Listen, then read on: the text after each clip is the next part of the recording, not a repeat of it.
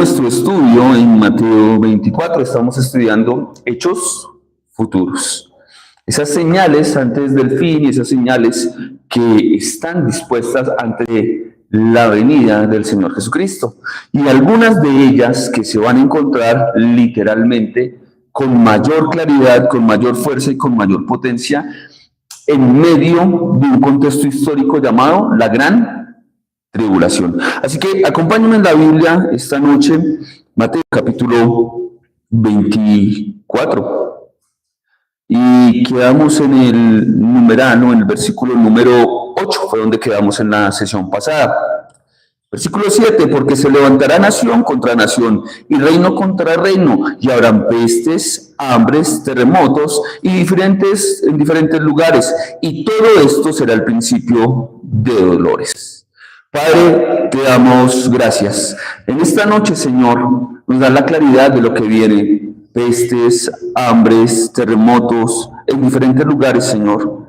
Todo esto es el principio de dolores, Señor. Ayúdanos a entender tu verdad, ayúdanos a comprenderte, ayúdanos a saberte. Que hoy tu Santo Espíritu ilumine estas verdades a nuestra vida. Revélate con claridad, Señor, ilumina el texto. Ilumínanos, Señor, que tu Santo Espíritu abra la revelación de tu palabra y sea iluminada en nuestra mente y en nuestro corazón para entenderte, para comprenderte, para experimentarte, para vivirte realmente y para expresarle a otros quién es nuestro Dios. Gracias por el auxilio y la llenura de tu Santo Espíritu, por la llenura de Él, por su guía, por su enseñanza y por hacernos entender la palabra. Gracias, Señor. Permite que este pequeño hable de tu grandeza, Señor. En el nombre de Jesús oramos. Amén. Amén.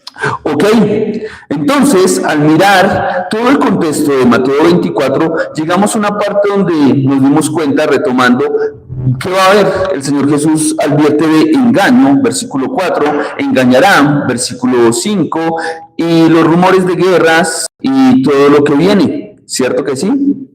Versículo 7, se levantará nación contra nación, reino contra reino, habrá pestes, hambres, terremotos en diferentes lugares, y todo esto será el principio de dolores. Y esa palabra, habíamos hablado de que no está diciendo que ya es el final, sino que lo está llamando literalmente el principio de dolores de parto. La anunciación del parto son los dolores. Pero los dolores no son el parto, como lo hablábamos en la sesión pasada. El principio de dolores. Así como es verdad de los dolores de parto, debemos esperar que las cosas mencionadas, guerras, pestes, hambres y terremotos, se volverán más frecuentes, más intensas antes del regreso de Jesús. Pero también tenemos que tener claro que ninguna de ellas es la señal específica. Hay estas señales, pero no la específica. Están ahí porque desde que el hombre está en la humanidad, han habido guerras, han habido terremotos, han habido enfermedades, han habido pestes. Pero lo que sucede es que en este momento histórico las hay con mayor intensidad que el hombre anterior. Y entre más nos acercamos a ese acontecimiento de la segunda venida de Cristo, hay una antesala que es el rapto, esto va a ser más intenso, más intenso. Cuando la iglesia sea raptada, estará presenciando el principio de dolores, claro que sí, pero no como tal la gran tribulación, el dolor desmedido que habrá sobre la tierra en señal de juicio y en señal de una purga real para la humanidad que va a quedar en ese momento. ¿Ok? Ya lo dejamos claro. Estas cosas se volverán más frecuentes, más intensas antes del regreso de Jesús. Ahora vamos a tomar una porción que está del versículo 9 al versículo 14. En esta porción de Mateo vamos a ver que Jesús está dialogando con sus discípulos y dándoles a entender que ellos deben esperar y que van a esperar durante el tiempo entre su ascensión y su segunda venida. Cosas que ellos podrán ver también. Versículo 9. Entonces os entregarán a tribulación y os matarán y seréis aborrecidos de todas las gentes por causa de mi nombre. ¿Esto lo vieron los discípulos? Claro que sí. Y en el tiempo de la gran tribulación, la persecución va a ser mucho más grande e intensa, como ya lo habíamos dicho. Versículo 10. Muchos tropezarán y se entregarán unos a otros, y unos a otros se aborrecerán. Sígame la lectura. ¿Estamos en el versículo? ¿Qué versículo estamos? Versículo 10. Versículo 11. Y muchos falsos profetas se levantarán y engañarán a muchos. Y por haberse multiplicado la maldad, el amor de muchos se enfriará. Mas el que persevere hasta el fin, este será salvo. Y será predicado este evangelio del reino en todo el mundo, para testimonio de todas las naciones, y entonces vendrá el fin. Pero cuando veáis en el lugar santo la abominación desoladora del cual habló el profeta Daniel, el que lee, entienda. Vamos a contemplar hasta el versículo 14. Ya está el 15, pero vamos a contemplar hasta el 14. Partes que nos llaman la atención de esto que estamos hablando. Dice la Biblia, os entregarán a tribulación y os matarán. ¿Dónde dice eso? Pues estamos leyendo aquí entre el 12, del 10, 12, 14. Cristo está prediciendo cosas como tribulación y muerte. ¿A quién? A los seguidores en este periodo. En el periodo después de que Jesús asciende al cielo y antes de que venga otra vez, sus discípulos, sus seguidores, deben esperar ser perseguidos. Tanto sus discípulos como la iglesia van a pasar persecución. La iglesia ha vivido persecución, pero en el tiempo de la gran tribulación, la persecución va a ser como nunca antes jamás ha sido. Y esto puede ser que sus seguidores crean que el final está cada vez más cerca, pero eso tampoco es una señal específica de su regreso. En ese momento, cuando los discípulos del colegio apostólico fueron perseguidos, o los discípulos de los discípulos fueron perseguidos, tal vez alguno podría llegar a pensar que ya el fin era inminente, había llegado, pero no, ese no era el fin. Dice el texto, se entregarán unos a otros. La persecución se revelará a las iglesias y se revelará porque dentro de las iglesias también habrá traidores. Así como habrán enemigos afuera, también habrá enemigos adentro. Y eso ha pasado desde que la iglesia fue fundada. Desde Hechos capítulo 2 se han levantado enemigos, tanto afuera como adentro. Las primeras herejías nacieron en la iglesia fundante, a las cuales se enfrentó Juan, el gnosticismo. Algunos dijeron que Cristo no era Dios, a eso se enfrentó también el apóstol Juan. Algunos dijeron que Cristo no había resucitado, a eso le contesta el apóstol Pablo. Y nosotros como iglesia no podemos creer que va a ser diferente, pero estamos en un momento histórico donde la apostasía es como nunca antes se había dado en la humanidad. Hay traidores adentro que se levantan a hablar de un Cristo que no es Cristo, que se levantan en señales, milagros y prodigios tomando autoridades que no les corresponde.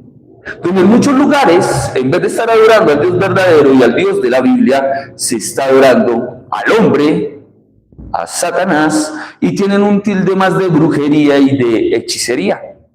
En un contexto donde te dicen pacte, pacte, pacte, doctrinas heréticas como el evangelio de la prosperidad.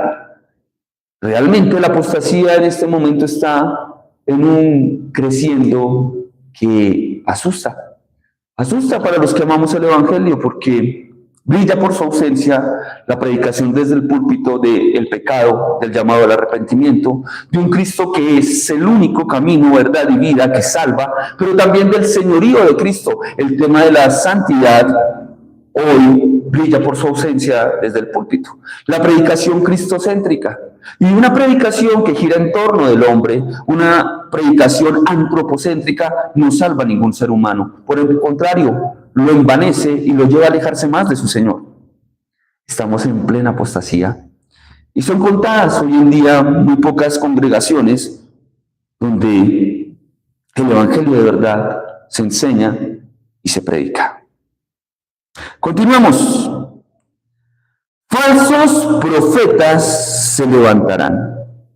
Falsos profetas se levantarán y engañarán a muchos. Engañarán a muchos. Versículo 11, míralo allí. Vamos mirando 9, 10 y ya estamos en el 11. Falsos profetas se levantarán. ¿Y qué van a hacer? Engañarán a muchos. Miras con el contexto que estamos leyendo. Un contexto con un sabor netamente judaico. Por eso podemos caer en cuenta que muchas de las cosas que estamos leyendo están en el contexto de algo llamado la Gran Tribulación. Queridos, nosotros tenemos que entender muy claro que para Dios, ya lo he dicho en varias ocasiones, existen dos pueblos distintos. Uno es Israel y otro es la iglesia. Pilas con esto. Nosotros en la iglesia creemos que hay profetas. Hay profetas hoy en día cuando hemos estudiado la eclesiología. Y estudiando la eclesiología nos queda claro que en la iglesia no hay profetas. Que los profetas fueron ¿para quién? Según el apóstol Pablo. Para Israel fueron entregados, según la carta a los romanos, ¿qué? La ley y los profetas. Las señales eran para Israel, los profetas eran para Israel, la ley fue para Israel. Y o sea que no miro la ley, no es para mí, es para aprendizaje. Y los profetas fueron entregados a Israel, y entenderás que el contexto del profeta era que iba y le decía al hombre de Israel: has pecado, devuélvete a Dios. Ese fue el propósito de los profetas reales. Ahora, si yo estudio la diferencia entre Israel y la iglesia, me voy a dar cuenta que para la iglesia no hay falsos profetas, y entonces hay falsos maestros. Estudiando la eclesiología se levantarán falsos maestros. Pablo me va a hablar de falsos maestros. Las cartas del Nuevo Testamento me van a hablar acerca de falsos maestros. Michael, o sea que tú quieres decir que no hay profetas en nuestro tiempo. Falsos sí, porque para nosotros no hay profetas. Falsos hartos, polulan, muchos quieren tomar una autoridad que no les pertenece y que fue entregada en el antiguo pacto. Una autoridad donde el hombre de Dios iba y hablaba en nombre de Dios, porque la palabra profeta es traducida para nuestro contexto histórico, para nuestro lenguaje sería como uno pequeñito, chiquitico, diminuto, que habla trayendo la razón de uno muy, muy grande, que responde por lo que este pequeñito, por lo que esta criatura diminuta viene a decir de parte de él. Y en el Antiguo Testamento, ustedes recordarán, estudiando la ley, que si el profeta venía y decía traer un mensaje de Dios y ese mensaje no se cumplía, su condena era la muerte, denle en piedra. Córtenlo, porque lo que él dijo tiene que cumplirse. Estos hombres que dicen ser profetas hoy en día, ¿por qué no se dejan acoger a piedra cuando se equivocan? ¿Por qué? Quieren ser profetas como un reconocimiento de autoridad, de sujeción, de una sujeción no bien habida, de prácticamente una adoración al hombre. Pero no quieren la otra parte, la parte de la exigencia de que lo que digan, supuestamente como profecía, tendría que cumplirse. Pastor, ¿y por qué para nosotros no hay profetas? El mismo apóstol Pedro nos lo termina de enseñar. Tenemos la palabra profética más segura. Esta es la palabra segura, a la cual usted y yo debemos estar atentos, escuchando. Y dice la Biblia, dándonos un ejemplo, como una antorcha que alumbra hasta que todo esté bien claro. Como una antorcha que resplandece hasta que todo esté claro. Profetas para nuestros tiempos no hay, porque la palabra profética ya terminó de ser escrita, ya el canon fue cerrado, ya no hay más revelación.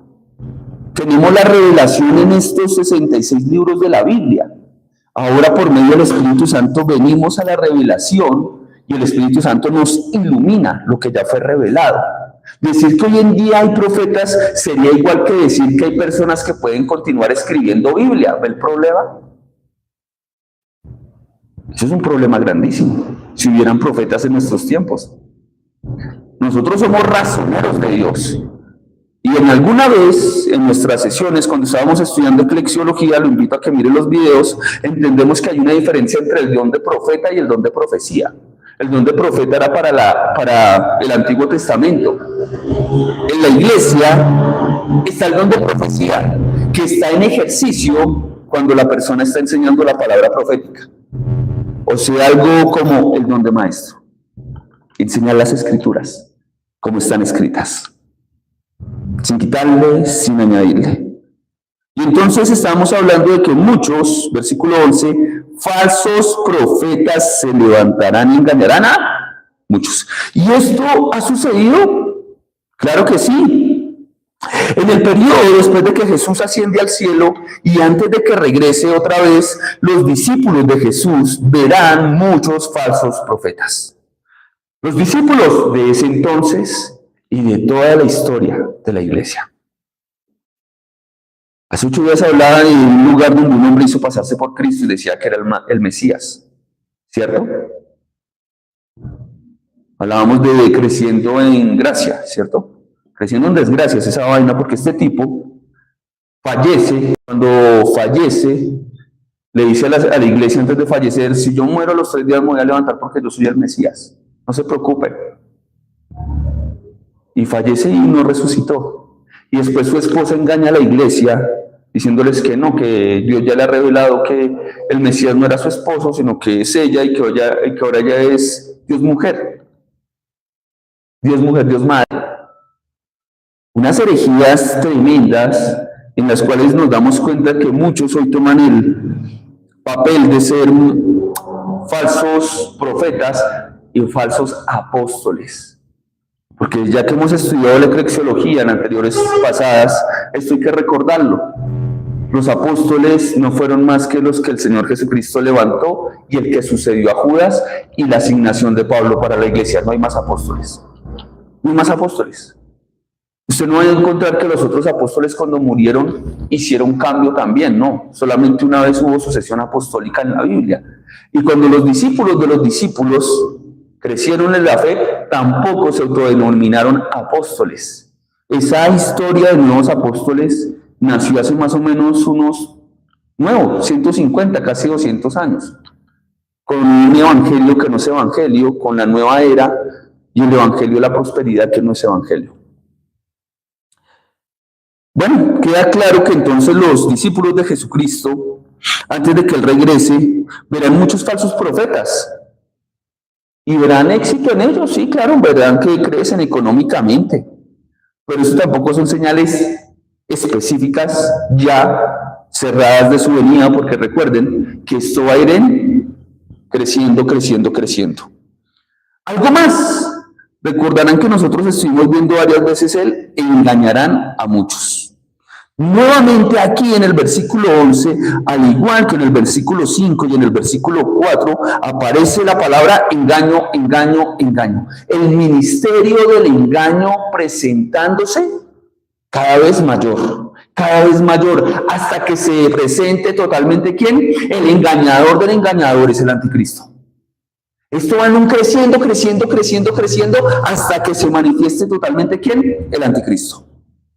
Esto está sucediendo. La venida de Cristo es inminente. Uy, pero los discípulos decían eso, sí. Y ahora nosotros podemos decirlo con más certeza. Es inminente. Viene pronto. Versículo 11. Engañarán a muchos. Decía Carlos Spurgeon, es triste que tales maestros tendrán discípulos. Es doblemente triste que serán capaces de desviar a muchos. Sin embargo, cuando suceda, recordemos que el rey dijo que así sería. Creo que a usted y a mí nos da tristeza ver cuánta gente incauta y torpemente caen en esos engaños donde les venden agüitas místicas, pañuelitos ungidos o pedacitos de la cruz del Gólgota, como en algunos lugares lo hacen. Sí, hay una congregación que se dedicaba a eso. Una persona de esas me dice, mire, esta cruz milagrosa, un pedazo de la cruz de Gólgota. Y yo decía, oiga, ¿cómo hacen para que no se les acabe esa cruz? ¿Cuántos pedacitos de la cruz han vendido que no se les acaba? La persona se enojó conmigo. Y le dije, ¿tú realmente has estudiado históricamente qué se hacía con la cruz? ¿Cómo así? Sí, la tradición romana, cuando una persona era llevada a la cruz, esa cruz se quemaba. ¿De dónde van a sacar los pedazos de su famosa cruz de Golgota? No entiendo. Si la cruz se quemaba. Queridos, en el único que hay poder es en Dios. El único que tiene poder es Cristo, no las cosas, no los objetos. El Espíritu Santo no fluye a través de trapos, ni de flores, ni de aguas. Fluye a través de personas que deciden rendirse a Él y reconocer en arrepentimiento genuino que necesitan un Salvador, el cual es Cristo. Si quieres percibir un poder que viene de lo alto, tienes que rendir tu corazón a Jesús. Tienes que reconocer que eres un pecador que está perdido y que sin Él vas directo al infierno. ¿Quieres percibir poder? Ese es el arpón que ellos envían, el anzuelo que ellos envían para pescar en la incredulidad, en la avaricia, en la codicia del corazón del hombre. Plata, plata, mil, plata, plata, mil. Engañarán a muchos. Hoy están muchos engañados, pero recuerde que esto es un crescendo. Esto va creciendo y creciendo hasta la manifestación total del anticristo. A tal punto será el engaño que la gente terminará adorando literalmente al diablo en la iglesia. Y hoy en día, querida iglesia, quiero recordarle algo. Hay muchos lugares que dicen ser cristianos y están adorando al diablo. El Señor Jesucristo habló que el pecado imperdonable era la blasfemia contra el Espíritu Santo. Y hoy en día nosotros, estudiando la Biblia, entendemos que la blasfemia contra el Espíritu Santo es echarle la culpa al Espíritu Santo de Dios de lo que está haciendo el diablo en una congregación, revolcando gente en el piso, tirando babasa, pastores que son falsos profetas que dicen tener superpoderes y tiran a la gente para atrás y la hacen convulsionar en un show mediático. En algunos shows mediáticos bien planeados y en otros lugares posesiones en vivo y en directo, de los cuales la iglesia de Dios debe tener cuidado de estas cosas. Porque si en algún lugar de la Biblia me dijera que los hombres de Dios, digamos en las cartas apostólicas, en las cartas eclesiales, es que en la iglesia de Tesalónica llegó el predicador y tocó a 5 y los 5 convulsionaban por la llenura del Espíritu Santo, diríamos que esas prácticas son válidas. Pero quiero decirle que no las va a encontrar. Y si no las encuentra, no tenemos por qué remedarlas. Desde la iglesia fundante usted no va a encontrar ni en el libro de los Hechos que se funda la iglesia, ni en el desarrollo de la iglesia en el libro de los Hechos, ni en las otras cartas que nos mencionan cómo se debe comportar la iglesia o cómo fue el culto en algunas de las iglesias. No va a encontrar. Y en la iglesia de Corinto llegó el predicador ese día y le ordenó al Espíritu Santo que sanara a 5, a 6, a 7 o a 8. No va a encontrar eso. Y le dijo al Espíritu Santo, muévese por aquí, muévase por allá, y le daba órdenes. No va a encontrar eso. Va a encontrar hombres sujetos a Dios, rendidos a Dios, haciendo la voluntad del Espíritu Santo, donde el Espíritu sanaba a quien Él quería, no a que el hombre le ordenaba. Querido, en esta sesión te estás dando cuenta que hoy en día, esto es más grande, más real, y que ya en muchos lugares están adorando realmente al espíritu del anticristo. Pero aún el anticristo no se ha manifestado como una persona diciendo, yo soy el anticristo. Vamos despacio, pero yo creo que lo estamos haciendo con claridad para usted y para mí. ¿Sí? Ok. Iglesia, despierta. Muchos falsos profetas engañarán a muchos.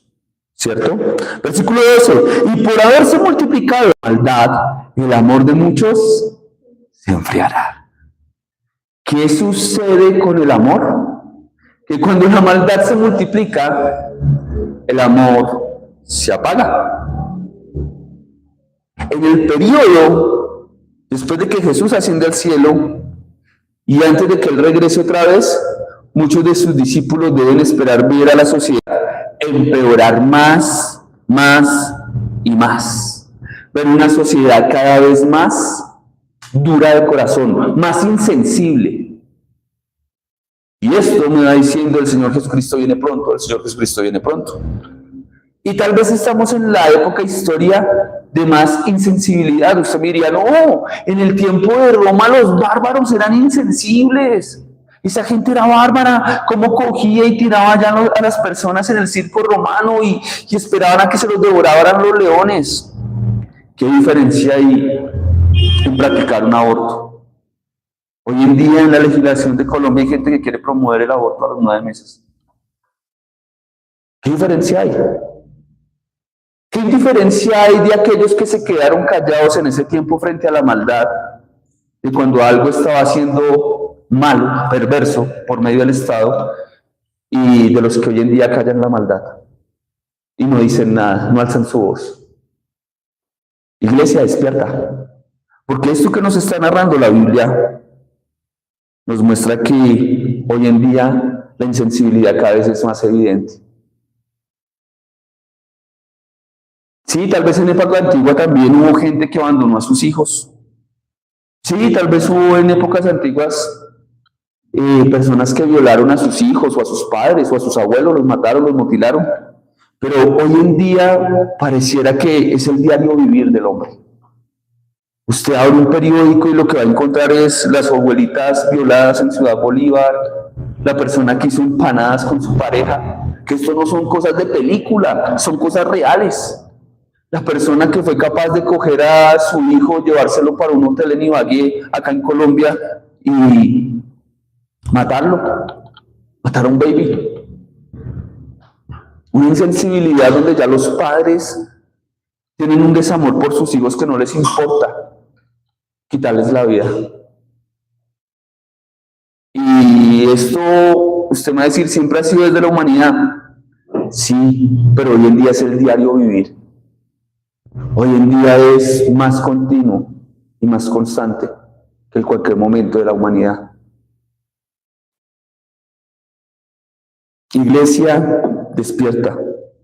La venida de tu Señor es pronta.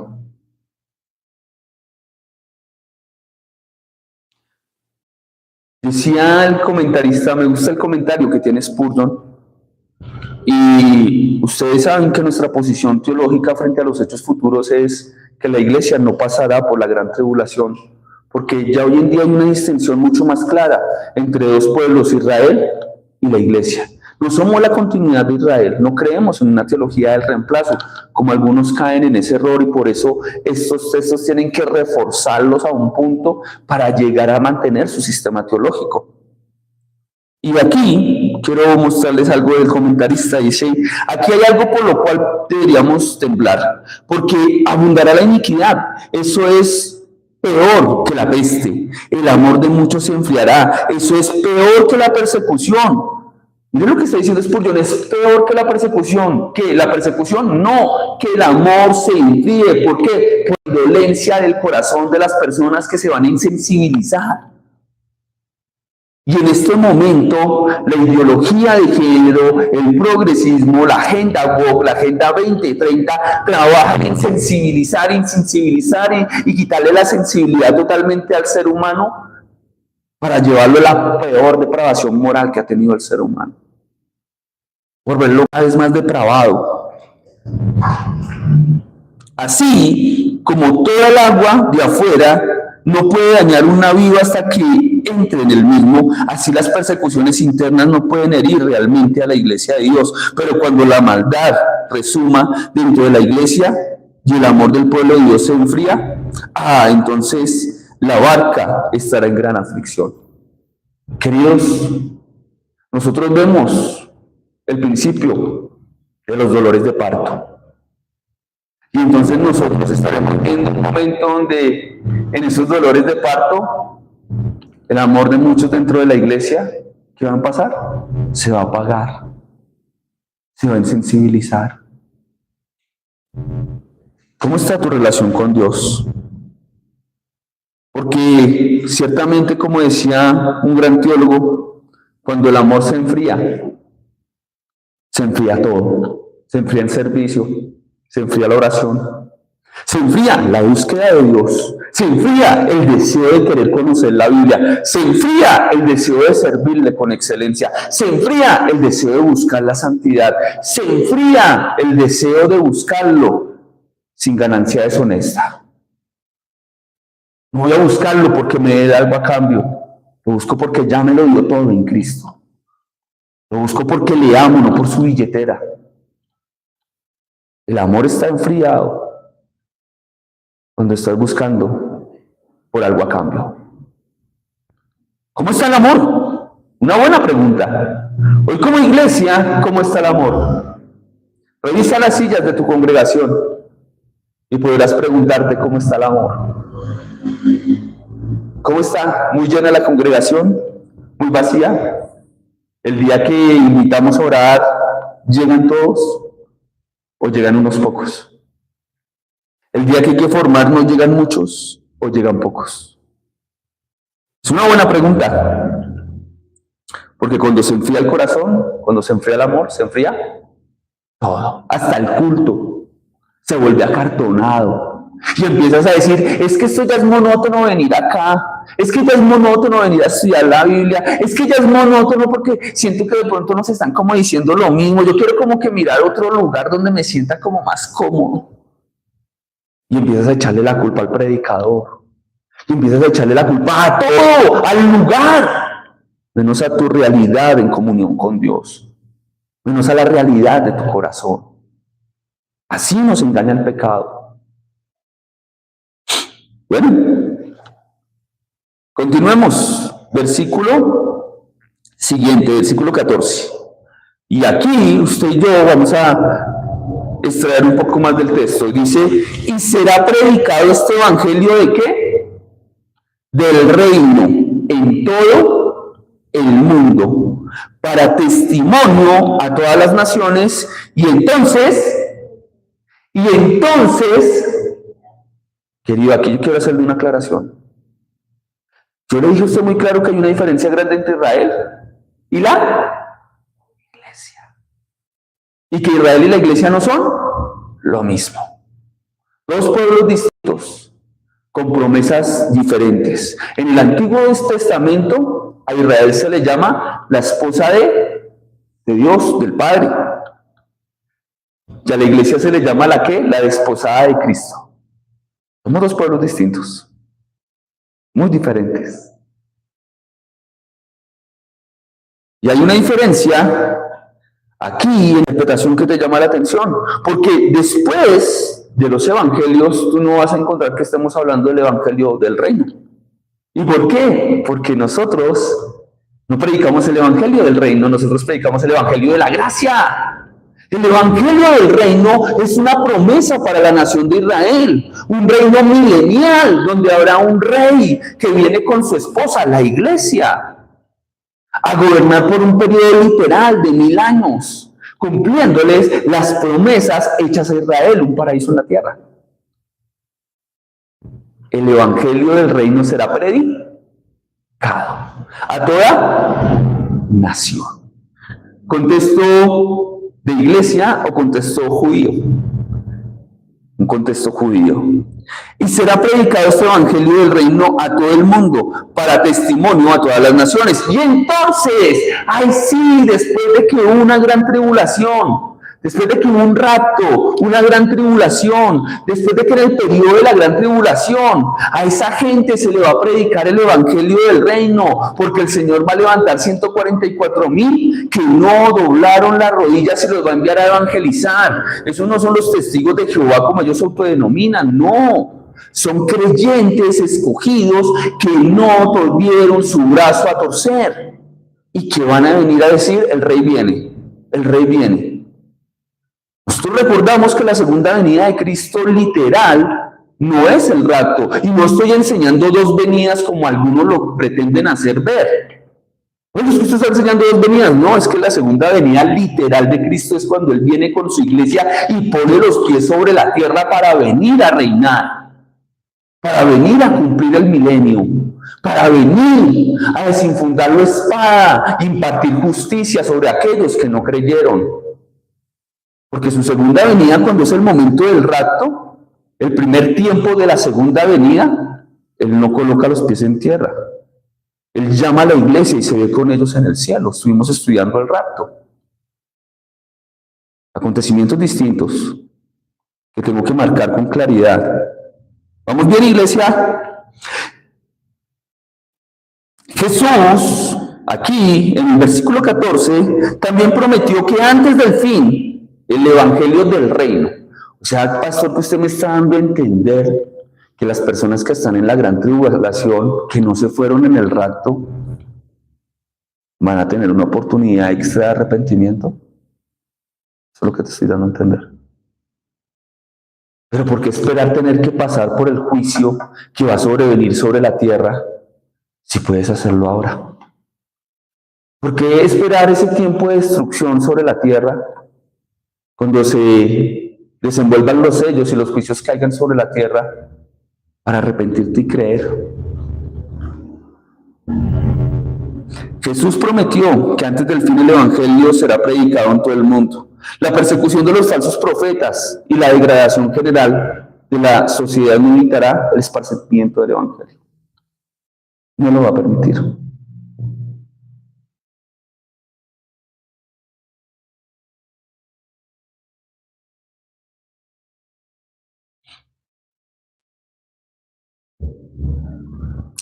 Versículo 15.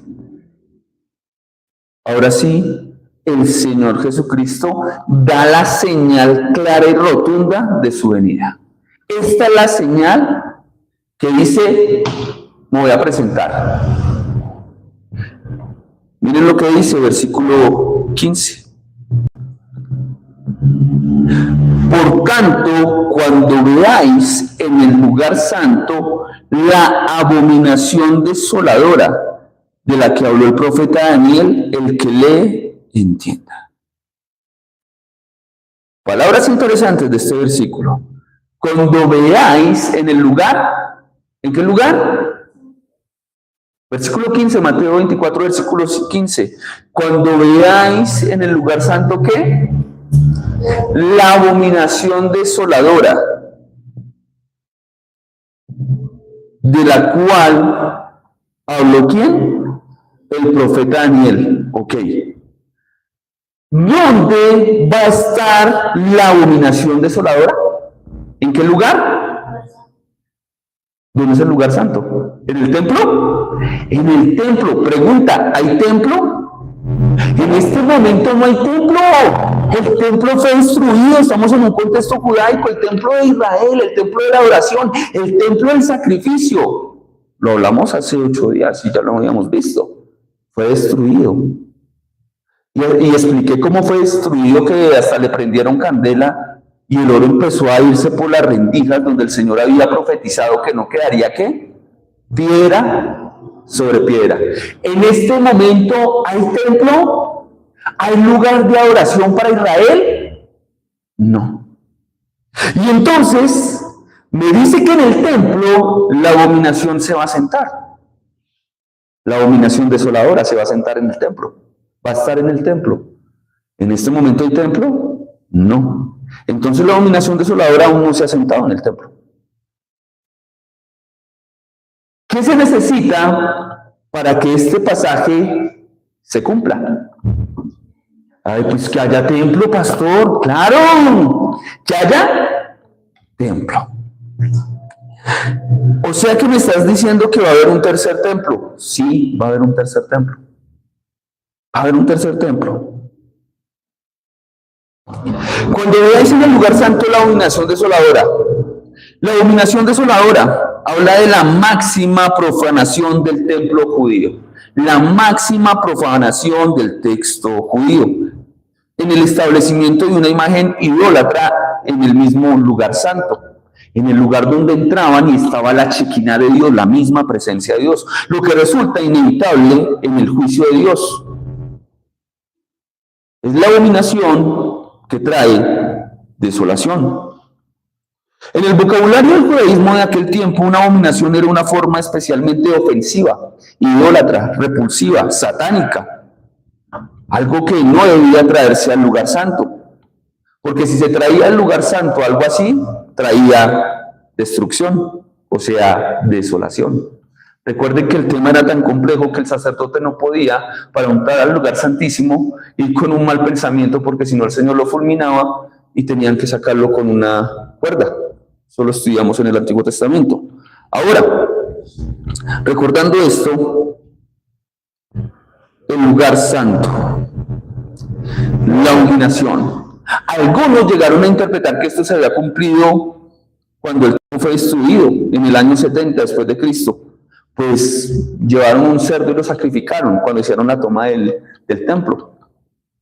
Pero no, esta no fue la abominación desoladora, porque la abominación desoladora del que habla el profeta Daniel está hablando de alguien llamado el anticristo.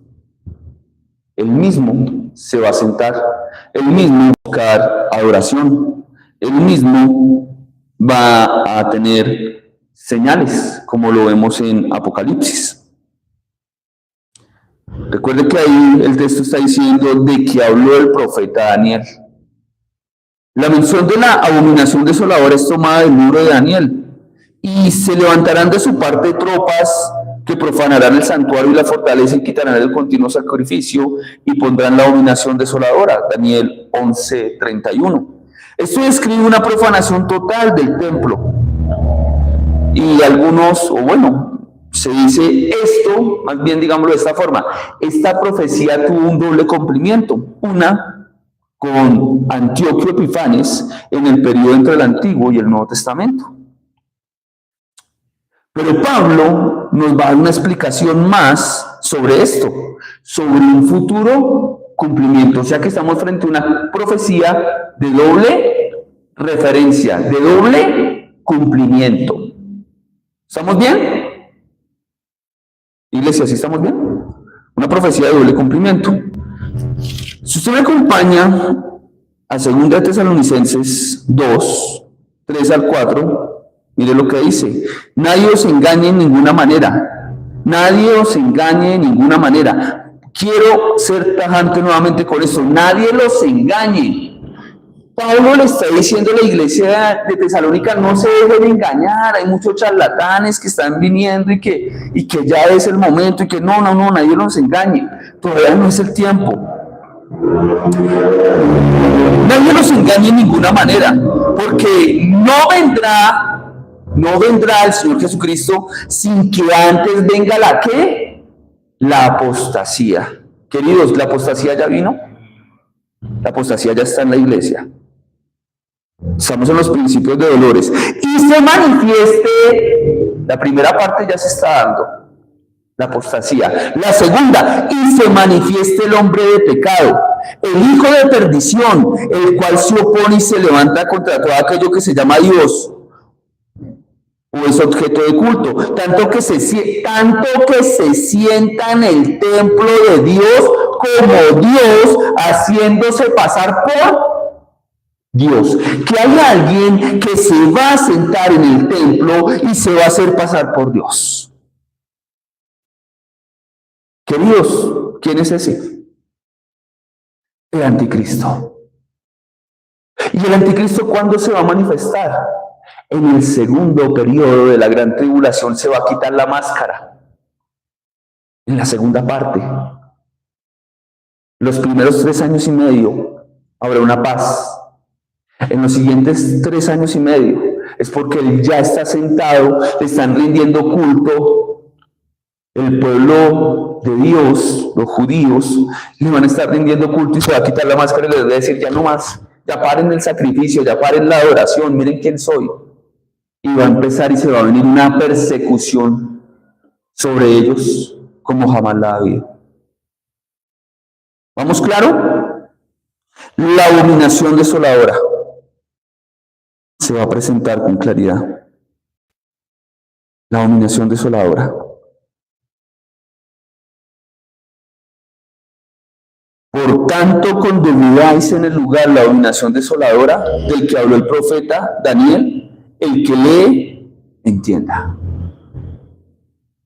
Aquí dice, si ya se presenta esto, ahora les digo que lo que les toca hacer a ustedes, Y ya sabemos que, vuelvo y pregunto, ¿este es el contexto en la iglesia o es el contexto para la nación de Israel? ¿Para quién? Para Israel. Entonces, mire lo que él va a decirles. Entonces, y esto nos lo va a complementar la idea que traemos en la mente para que nos demos cuenta que estamos interpretando correctamente. Entonces, los que están ¿dónde?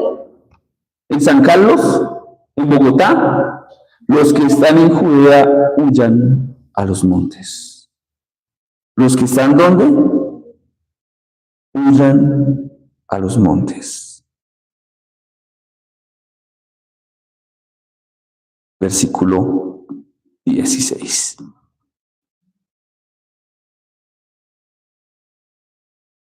Del 16 al 20, el Señor Jesucristo advierte lo que deben hacer aquellos que observen a la abominación desoladora. ¿Qué deben hacer? Huir. Huir inmediatamente. Mire lo que dice. Entonces los que están en Judea, huyan. ¿A dónde? A los montes. Estas advertencias están dirigidas especialmente a los judíos, a los israelitas. Judea, azotea, día de reposo, contexto de lengua totalmente judaico. Todo se está hablando, está lleno del ambiente de un lenguaje netamente judaico. No es un lenguaje para un público como la iglesia. ¿Vamos bien?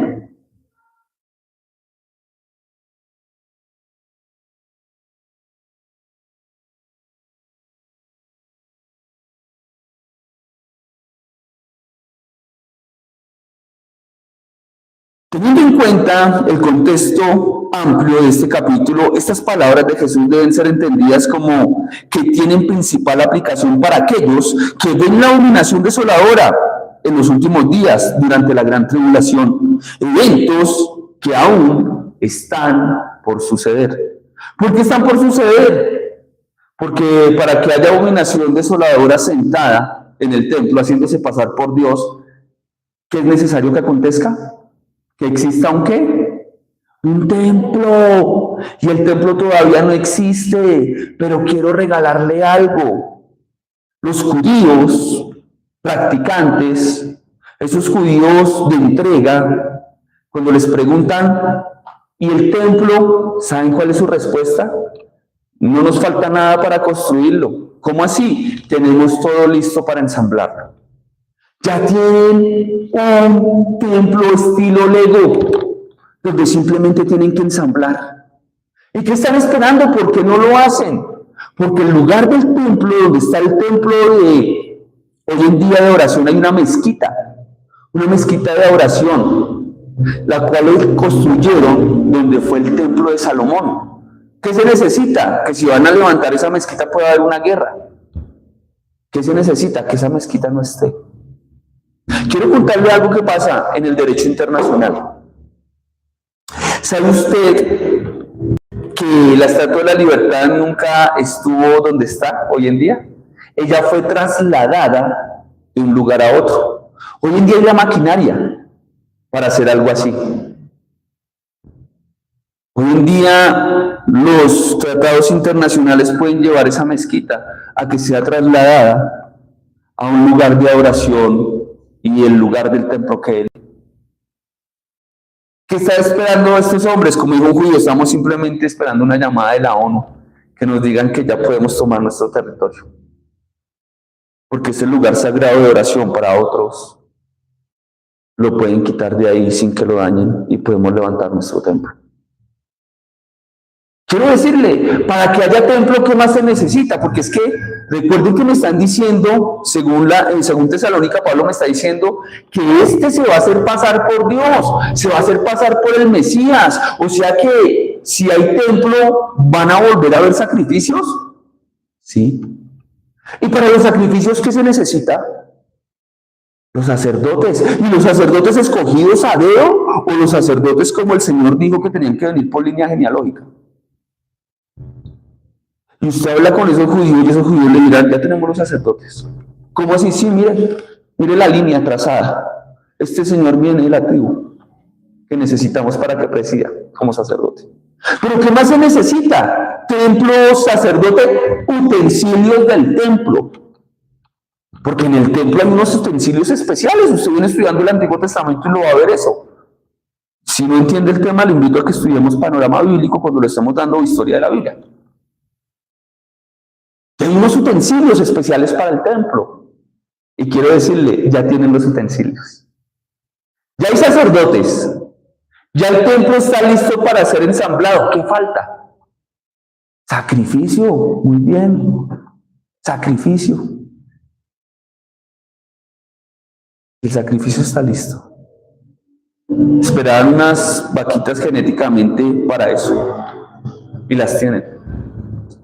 Queridos, todo está listo. Los cuchillos, todo, las vestimentas, todo lo tienen listo. El sacerdote lo tienen listo. Todo lo tienen listo. Y entonces, ¿qué están esperando? Una llamada. Israel es el reloj profético. Y yo lo decía la vez pasada. Ellos ahorita están en la banca, nosotros estamos jugando. ¿Cuándo entran ellos a jugar y empieza a moverse el cronómetro para ellos? Con el rapto de la iglesia. Nosotros estamos evidenciando el principio de dolores.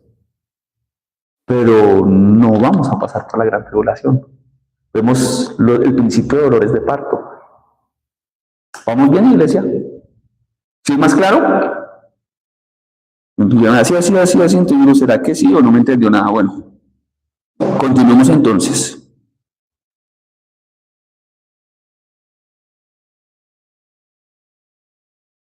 Advertencias. Entonces, los que están en Judea, huyan.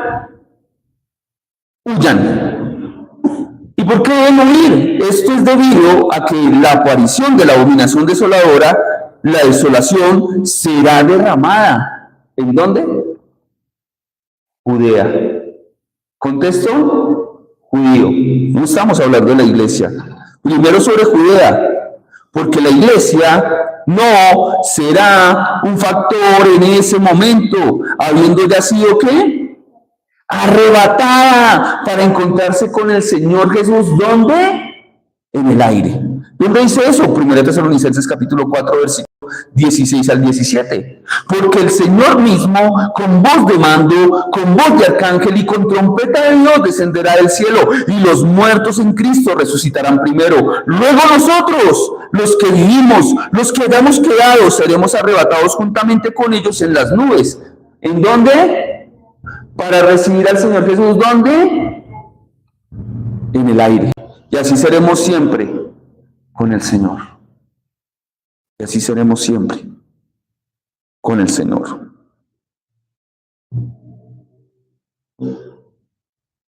Debido a que Jesús les dijo a sus discípulos sobre la abominación desoladora, la cual es establecida por el anticristo en medio de la gran tribulación, y les advirtió sobre esta destrucción venidera en la gran tribulación, algunos cristianos creen que todos los cristianos pasarán por la gran tribulación.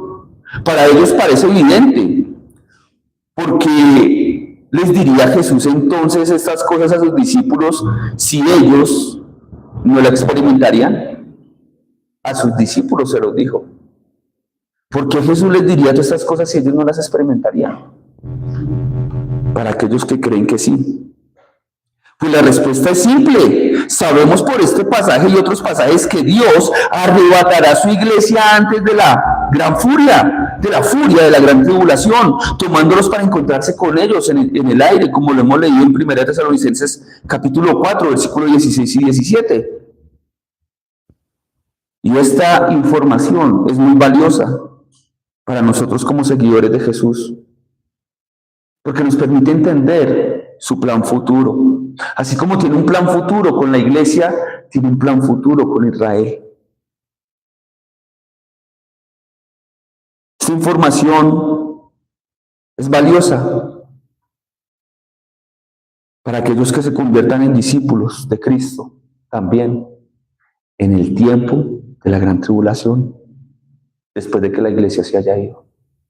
Porque estoy seguro que muchos, cuando tú les hablas del rapto, dirán, este cristiano tonto, este loco. Algunos cuando venga el rapto dirán, fueron los ovnis, porque ya la ufología se está encargando de lavarle el cerebro a las personas, haciéndoles pensar no solamente que hay vida en otro planeta, sino ya les empezarán a decir a las personas que quieren hacer una raza superior, donde ellos querrán venir a acostarse con los hombres. Contexto que estudiamos un poco, estudiando Génesis capítulo 6. Le invito a que vea el video. La gran tribulación. Tal vez usted le diga a alguien, vendrá un momento en que la iglesia no esté. Y cuando vean el rapto de la iglesia y vean que usted lo que está diciendo es verdad, dirían, ¿para qué me quedé? Esto nos sirve para hacer un recordatorio, que los discípulos que escuchan a Jesús decir estas palabras no vieron estas cosas que Jesús dijo. Sin embargo, seguían siendo bueno para ellos haberlo escuchado. Incluso si los cristianos no pasaran por la gran tribulación, es bueno para ellos. Y aquellos que se conviertan a Cristo en la tribulación, saber lo que va a suceder en el tiempo futuro, también les es bueno escuchar esto. Por donde lo vea usted, es bueno en todas las épocas de la historia saber que vendrá un rapto, saber lo que viene, un tiempo donde va a ser predicado el evangelio del reino a aquellos que están en un contexto de la gran tribulación. ¿Cómo vamos de tiempo? ¿Ahora? Continuaremos mirando en la siguiente sesión. Vamos a tomar yo creo que una tercera sesión para continuar en este material de Mateo 24, que nos ayuda a encajar muy bien el tema de los hechos futuros que hemos venido estudiando. ¿Qué hemos venido estudiando? El rapto de la iglesia. ¿Qué hemos venido estudiando? El tribunal de Cristo, las bodas del Cordero, y entramos en un tema llamado la gran tribulación. Por eso la necesidad de tener que ver Mateo capítulo 24, versículo a versículo, para una mayor comprensión y no queden ruedas sueltas en nuestro estudio.